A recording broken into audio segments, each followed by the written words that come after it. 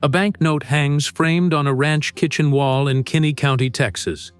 Stamped hard across it in black ink, 3 words: paid in full. A widow kept it on that wall the rest of her life, and for 40 years she never told a soul who cleared the debt. The man who paid it put his name to nothing, only to the deed. And the only name he wrote on the deed was hers. September 1959. Kinney County, Texas. A small cattle ranch in the brush country west of Brackettville. The bank takes it on a Tuesday morning. Nora Hadley stands in her own front yard and watches strangers price the only ground she has ever known. Her husband is 3 years in the ground, and the note he left behind has come due. Here is the story. The land is hard and good. 3 generations of it. Sam Hadley's father broke this ground with a mule and a single-blade plow, and Sam was born in the low stone house at the end of the lane. Nora came to it as a bride in 1931. She buried 2 of her people on the rise behind the barn. She raised 1 boy who lived. The ground knows her by name. But cattle prices fell 2 years running. Then the well on the north pasture went dry, and a new one cost money she did not have. Sam went into the bank in Del Rio and signed his name to a note. $8,000 against the ranch. He meant to pay it down with 3 good seasons. He got 1. Then his heart stopped in the saddle on an October afternoon, and the note kept breathing after he did not. Nora paid what she could. Egg money, a sold truck, a wedding ring. She fell behind anyway. The bank wrote her 3 letters, and then it stopped writing letters. A thin gray man came out from Del Rio in a dark suit and stood in her yard with a leather ledger and told her the ranch would be sold at public auction on the 2nd Tuesday of September. He did not raise his voice. He did not have to. He wrote the date on a card and left it on her porch rail and drove back to town. She did not cry in front of him. She waited until the dust of his car was gone down the lane. Then she sat on the porch step where Sam used to sit, and she put her face in her hands. She had lived in that house close on 30 years. She knew which board on the porch creaked and which window stuck in the damp. She knew where the morning light fell on the kitchen floor. A bank in Del Rio knew none of that. To a bank it was 420 acres and a number on a page. To her it was the whole of a life. In the days before the 2nd Tuesday, she did the only thing left to do. She packed. She wrapped the few good plates in newspaper. She took Sam's photograph down off the wall and held it a long time before she set it in the box. Cole came home late on the Monday night, dust to the elbows, and found his mother on her knees in the front room with the boxes around her. Neither of them said much. There was not much to say. You cannot argue with a date written on a card. You can only get ready to be standing in the yard when it comes. 40 miles east of that porch, on another man's ranch, they are building the Alamo out of adobe and lumber. 2 years of building. A whole frontier town raised in the brush so a movie can be made. John Wayne has poured most of what he owns into it. He directs it himself. He hires Texans by the hundred to lay brick and haul water and frame walls under the hard September sun. One of those Texans is a 16-year-old boy named Cole Hadley. He hauls adobe and water on the set for a few dollars a day, and every dollar of it goes home to his mother. He is a quiet boy. He works through the heat, and he does not complain. Wayne notices the ones who do not complain. He always has. A few dollars a day is not much, but a few dollars a day is the difference between holding the ground 1 more week and letting it go. Every Friday, Cole folds the bills flat and lays them in his mother's hand on the kitchen table and tells her the work is good and the men are decent and he is not tired. None of that is the whole truth. The work breaks grown men in half by August. But he is 16, and he has decided his job now is to keep his mother from worrying about one more thing. So he carries the tiredness the way he carries the water, without a word and out of sight. On the Friday before the auction, the boy does not show up to work. Then he does not show the Monday after. Wayne asks the foreman where the Hadley kid has got to. The foreman shrugs, says he heard the family lost their place. Says the bank's selling it Tuesday, over in Kinney County. Says the boy went home to help his mother carry out what they can carry. Wayne stands a long moment in the half-built shade of an adobe wall. He looks at the wall. He looks at the date. He has spent 2 years and most of his own money raising a fort out of dirt, so men would remember a stand made by men with nothing left to give. And 40 miles west of it, a woman is about to lose everything, and her boy has been hauling his water and never said a word. He asks the foreman one more question. What time is the auction? The foreman tells him, Tuesday morning, Brackettville courthouse. Wayne nods once and goes back to work and says nothing else about it all weekend. But a man can work and think at the same time, and Wayne has done both his whole life. He frames a wall, and he thinks about a boy hauling water for a few dollars a day, who never once asked for a day he had every right to take. On the Saturday night, he drives back to his rented house at dusk and makes a single telephone call to a bank in San Antonio. He tells the man on the other end to have a sum ready in cash by Tuesday morning. He does not explain why. He does not have to. It is his money, and it is his to spend. And this is a year he can least afford to spend it. Before we go on, do me a favor. Tell me what state you're watching from down in the comments. I want to see how far a story like this still carries. Tuesday comes hot and bright. The sale is cried on the courthouse steps in Brackettville. The deed itself, the land and the stone house and the 2 wells, going to whoever will cover the bank's note. By 9 in the morning there is a crowd. Neighbors, mostly. Ranch families in clean shirts who came because a neighbor losing her place is a thing you stand witness to, even when you cannot stop it. They stand with their hats in their hands. None of them will bid. You do not bid against a widow for her own ground. Not out here. An old rancher near the front holds his hat against his chest with both hands. He is the man who carried Sam Hadley out of that saddle 3 years back. On the October afternoon, the heart quit. He would buy the place himself to save it, if he had the money. He does not. None of them do. That is the cruelty of a morning like this one. A whole county can love a family and still stand there with empty hands and watch the bank take the roof. Loving a thing has never once been the same as being able to keep it. Lloyd Tatum is the auctioneer. A heavy-set man in a rumpled pale suit and a string tie, a gavel in his fist. He has cried 100 of these. He does not enjoy this one. He reads the legal description in a flat voice. The Hadley place, 420 acres, stone house, barn, 2 wells, the deed free of all claim but the bank's note. Nora stands at the edge of the steps in a man's chore coat too big for her.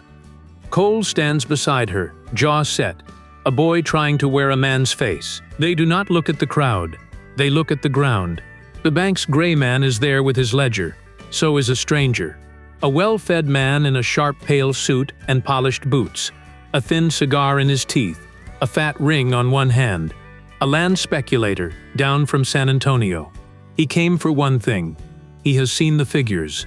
He knows the bank only wants its $8,000 back and will let the ground go for a hair above the note. He means to pay that hair and not $1 more, then sell the land off in parcels for a fat profit within the year. Do I hear the note? Tatum says. 8,000 to clear the bank. Do I hear 8? Silence. Hats in hands. The speculator rolls the cigar across his teeth. 5,000, he says. Loud, lazy. He says it like an insult, because it is one. He is telling the room he will take it cheap and there is nothing anybody can do. Tatum's jaw tightens. That's under the note, friend. It's my bid, the speculator says. The gray bank man says nothing. The bank will take a loss before it will take nothing. 5,000 is a real bid, and everyone knows it. Tatum lifts the gavel. 5,000 once, 10,000. The voice comes from the back of the crowd. Low, flat, carrying without trying. The crowd turns. A tall man in a tan canvas jacket and a wide Stetson is leaning against the fender of a dusty car at the edge of the square, one boot up on the running board. He did not push to the front. He did not raise a hand. He just said the number into the morning and let it land. Cole Hadley's head comes up. He knows that man. He has hauled water past that man for 2 years. The speculator squints back at him. Does not place him at first. This is a bank sale, he says. You bidding, cowboy, or talking? Bidding, Wayne says. He does not move off the fender. The speculator's mouth works. 10,000 is over the note and climbing. He did not come to spend 10,000, but he is a proud man in a sharp suit, and the whole county is watching him get told no by a man who will not even stand up straight to do it. 11, he snaps. 12, Wayne says, still leaning. 13, the speculator's voice climbs. Wayne is quiet a moment. He looks at the widow on the steps. He looks at the boy. He looks back at the man in the sharp suit. 15,000, he says. Have you ever watched someone fight a battle for you that you were too tired to fight yourself? It does something to you, doesn't it? It puts the air back in your chest. The speculator stares. 15,000 for 420 acres of Kinney County brush is past the edge of sense. There is no profit left in it. There is only a man who has decided this is not going to happen, and the speculator can see it in the way he has not once stood up off that fender. He takes the cigar out of his mouth. He looks at the crowd looking at him. He looks at the widow. Something in him gives. It's yours, he says. He turns and walks to his own car, and he does not look back. Tatum lifts the gavel. He lets it hang a second. 2, 3. Then he brings it down. Sold, he says, to the gentleman in the back. For a moment, nobody in the square moves. They came to a funeral and watched it turn into something else, and they have no word ready for that. Somewhere in the crowd, a woman starts to cry. Quiet, the way you cry when a thing you had already given up for lost turns out not to be lost after all. Wayne crosses the square. The crowd parts for him without being asked. He goes to the table where the bank's gray man sits with his ledger, and he reaches inside his canvas jacket, and he takes out a flat envelope, thick with bills. Cash, he says. He counts it onto the wooden table in the sun. $100 bills, laid down flat, one over the next.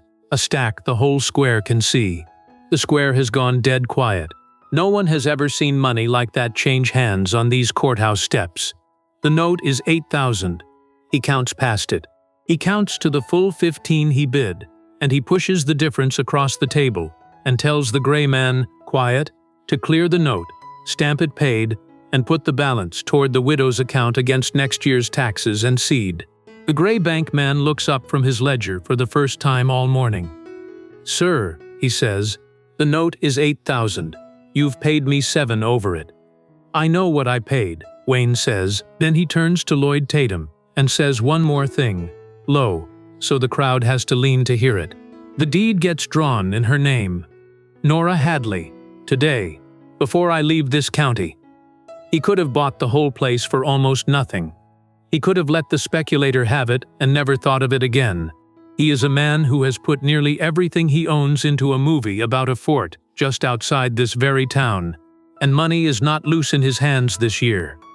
He could have walked back to that set and finished his picture, but instead he stands at a wooden table on a courthouse square and buys a widow's ranch for twice its worth and gives it straight back to her. Nora Hadley comes down off the steps.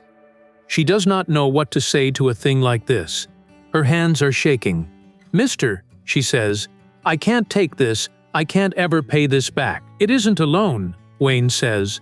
Then I don't have any way to thank you. Wayne looks past her, at the boy, at Cole, at the sunburned kid who hauled adobe and water for a few dollars a day and sent every dollar home and never once said his family was drowning. Your boy's been carrying brick on my set for 2 years, Wayne says. Showed up every day, never asked for a thing. He settles his hat. Your husband raise him? His father did, before the war took him to Italy and his heart took him after. Wayne is quiet a moment. Army? 36th Infantry, the Texas Division. Came home with a bad heart and a kind one. Wayne nods, slow. Then he already paid for this ground, he says. I'm just settling his account. He does not give his name. He does not wait to be thanked again. He touches his hat brim to the widow, puts a hand once on the boy's shoulder, and walks back across the square to the dusty car at the edge of it. It is Lloyd Tatum, watching him go, who says it out loud to the crowd that did not place him. You know who that was, Tatum says. That's John Wayne. He's the one building the Alamo out at Shahan's place. $15,000. On a ranch worth $8,000.